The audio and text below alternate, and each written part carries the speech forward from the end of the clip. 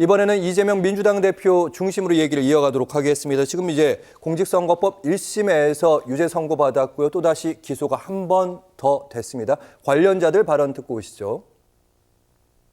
해도 너무하지 않습니까? 대통령의 정적 죽이기의 혈안인 정치검찰의 기본조차 갖춰지지 않았음을 선명히 보여주는 것입니다. 방탄의 굴레에서 벗어나 민생국회를 위한 책임을 다하길 바랍니다. 각 당의 입장을 들으셨습니다. 크게 변화는 없는 분위기인데 당사자인 이재명 대표는 이제 재판에 대한 말을 최대한 아끼면서 오늘 논란이 됐던 얘기는 선거법 개정에 대한 글이 먼저 올라왔습니다. 김성환 평론가님, 이게 최근에 한 발언 아니고 한 일주일쯤 지났더라고요. 예. 그게 여야 의원들이 선거법 개정 토론회를 열었어요. 그러니까 선거법 개정 토론회를 열면 저도 국회 이제 토론회 참석을 해보면 알겠지만 사전에 축사를 받거나 하거든요. 왜냐하면 여당 원내대표나 아니면 야당 대표나 각 당 이제 대표나 원내대표들한테 축사를 받기도 하잖아요. 그러니까 이재명 대표 1심 선고가 나오던 15일 이전에 이미 축사를 받았던 거라 그래요. 근데 축사를 보통 하게 되면 선거법 개정에 대한 축사를 받는다고 하면 일반론적으로 국회의원들이 공감할 수 있는 내용으로 쓰게 되잖아요. 예를 들면 현행 선거법의 경우에는 금권선거나 관권선거 하지 못하도록 하는 긍정적인 측면이 있지만 다른 한편으로는 이연령 비연령처럼 지나치게 코에 걸면 코골이, 귀에 걸면 귀걸이식으로 기소가 될 수 있는 여지가 있다. 그리고 또 원외 인사들이 지나치게 선거활동에 제약을 받는다. 이거는 아마 국민의힘이나 모든 정치인들이 다 공감할 수 있는 내용이라고 생각하거든요. 근데 그걸 지적했는데 선거 이후에 토론회 자리에서 그 축사 내용이 일종의 팜플렛이나 이런 데 실려가지고 공개가 됐다고 해서 시점이 마치 유죄 판결 나고 난 다음에 이재명 대표가 얘기한 것처럼 몰아가는 건 그건 좀 잘못됐다고 보고요. 내용도 저도 살펴봤지만 일반적으로 정치인들이 충분히 할 수 있는 정도 수준의 내용입니다. 그럼 그게 잘못됐다고 만약에 언론에서 비판하면 이재명 대표가 최소한 대법원이나 아니면 2심에서 형이 실형이 나오거나 형이 확정이 되고 난 다음에 그 다음에 범죄자 낙인 찍어도 되지 않을까요? 근데 벌써부터 범죄자라고 낙인 찍고 선거법 위반 사범 취급하듯 하는 거는 너무 지나치게 모욕주기 아닌가 이렇게 생각하고요. 예. 앞서도 멘트가 잠깐 나왔지만 이재명 대표 관련한 검찰의 기소나 그리고 재판을 회부하는 거는요. 제가 볼 땐 자칫하면 기네스북에 오를 것 같아요. 지금까지 11개 혐의로 4개 재판을 했는데요. 법인카드까지도 기소를 해서 12개 혐의로 5개 재판을 하게 될 것 같고요. 검찰이 지금 또 수사하겠다고 덤비고 있는 게 정자동 의혹도 있고요. 후원금 쪼개기 의혹도 있어요. 그러면은 재판을 7개를 받게 되는 거거든요. 전 세계 어느 야당 후보가 그리고 또 현직 야당 대표가 7개 혐의로 재판을 받는 일이 있을까 싶어요. 그리고 우리가 선거법 얘기를 민주주의 원칙이나 이런 거 가지고 얘기해도 마찬가지인데요. 선거법에서는 선거법을 이렇게 신속하게 재판하라고 하는 취지나 이런 것들 보면 사회 갈등을 줄이거나 아니면 선거 당선자의 자격에 문제가 생길 수 있기 때문에 최대한 재판을 신속하게 하는 게 원칙이다 이렇게 해놓은 거예요.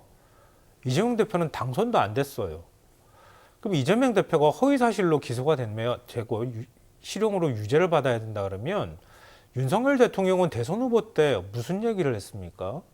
윤석열 대통령이 부인하기 어려운 허위사실 공표가 꽤 있거든요.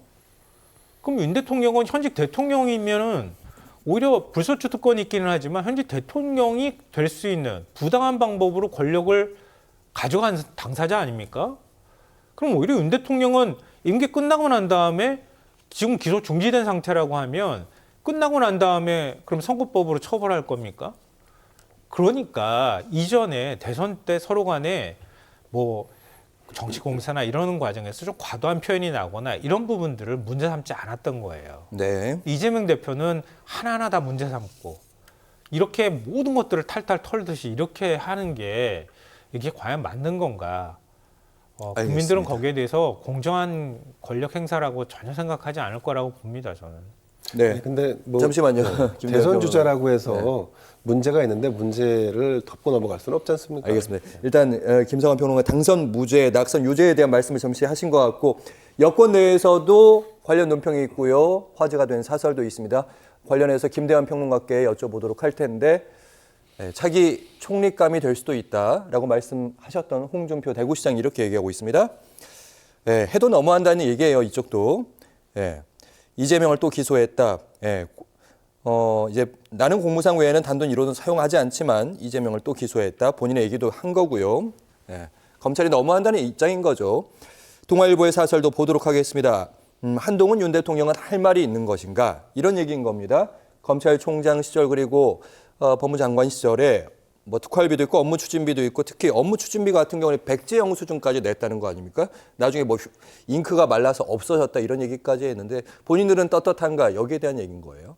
우선 홍준표 대구시장이 차기 총리로 거론된다라고 하는 말을 듣고 나서 지금 홍 시장의 워딩을 딱 들어보면 느낌이 다르게 다가오죠. 어쨌든 뭐 노미네이트 되고 있다는 것 정도이고 뭐 확실한 단계로 넘어간 건 아니라고 말씀을 드리고 자, 저도 개인적으로는 검찰이 가지고 있는 기소 독점, 이 기소권에 대한 남용에 대해서 이재명 당대표나 혹은 민주당의 주장에 동의합니다. 지금 이재명 당대표를 털듯이 뭐 이를테면 조사하듯이 샅샅이 뒤지면 그러면 전국의 지방자치단체장, 광역단체장 중에 과연 이처럼 문제가 되지 않을 사람이 있을까? 거기에 대한 의문이 있습니다.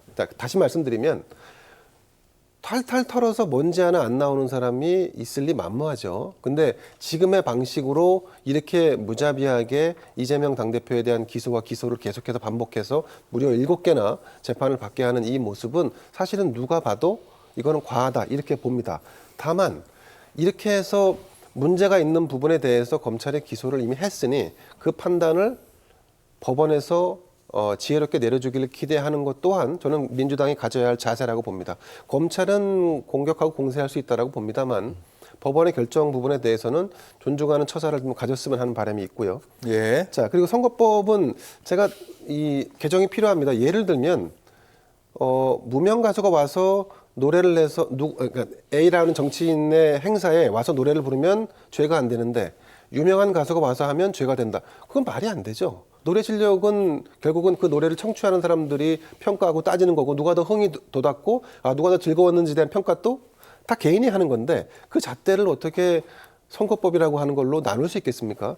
더 나아가서 지금 선관위가 조직이 굉장히 비대합니다. 그러다 보니까 편하고 이를테면 동네에 농협의 조합장 선거까지 다 관여합니다. 일종의 수익 사업을 하는 거죠. 그래서 조직을 유지하기 위해서 하는 건데 저는 선거법 개정도 필요하지만 선관위의 전국 단위 조직도 축소할 필요가 있다고 봅니다. 선거 사무와 홍보와 안내에 주력을 해야지 선거 때마다 뭐 하나 건수 없나라고 해서 마치 사냥개처럼 들개처럼 다니면서 정치인의 뒷공문이 따라다니면서 문제되는 것을 찾아서 그거를 마치 대단한 양 포장해서 기소하고 그러니까 고발하는 모습에 그런 오늘날의 선관위는 저는 이건 대단히 잘못돼 있고 개정이 필요하고 예산과 인력을 축소할 필요가 있다라고 봅니다. 제가 말씀드릴 수 있는 시간이 길지는 않을 것 같은데요. 지금 앞뒤가 이렇게 좀 모순되는 말씀하셔서요. 그러니까 검찰이 기소권, 공소권을 남용해서 수사권도 남용하고 그렇게 해서 기소를 했으면 그건 그렇다 치고 그럼 사법부는 그거에 따라서 판단하면 되지 않습니까? 앞뒤가 안 맞는 말이잖아요. 우리 하다못해 압수수색영장이나 수색영장을 받더라도 영장 없이 그 설령 범죄 현장에서 진짜 범죄에 사용된 물건이 있다 하더라도 영장을 받지 않으면 그걸 부당하게 압수를 할 경우에 그거는 유죄 증거로 활용할 수가 없습니다. 그러니까 그게 검찰권 남용을 방지하기 위해서 그동안에 우리가 만들어온 일종의 질서인 거예요. 법치고요. 근데 검찰이 그럼 어떤 방식으로든 기소권하고 수사권을 남용해도 그러면 일단 기소만 하면은 사법부가 판단해 줄 겁니다. 이렇게 얘기하는 게 맞습니까? 말이 안 된다고 보고요. 만약에 그런 논리대로라면 선관위가 부정하게 선거 활동을 하는 거, 선거 운동하는 부분들을 불을 켜고 잡으러 다니는 거, 그것도 검찰의 공소권 남용하고 별반 다르지 않아요.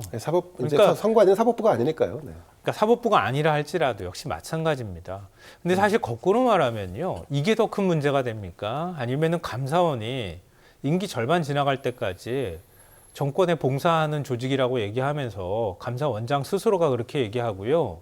전 정권 사람들 탈탈 털고 전직 대통령 알겠습니다. 문제까지 터는 예, 이런 감사원은 어떻게 할 것이며 알겠습니다. 검찰은 대통령이 마치 무슨 지시를 내린 것 마냥 대통령과 관련돼 있는 문제, 영부인과 관련돼 있는 문제 이런 것들은 다 외면하고 야당 대표와 관련돼 있는 문제는 기를 쓰고 기소하는 이런 모습은 어떻게 할 것이며 그동안에 우리가 만들어왔던 최소한의 공간과 질서를 다 무너뜨려버리는 게 이걸 과연 민주주의라고 할 수 있는지 이런 것에 대한 질문부터 자문자답을 지금 국민의힘이나 최현주 여권은 해야 된다고 생각합니다. 알겠습니다.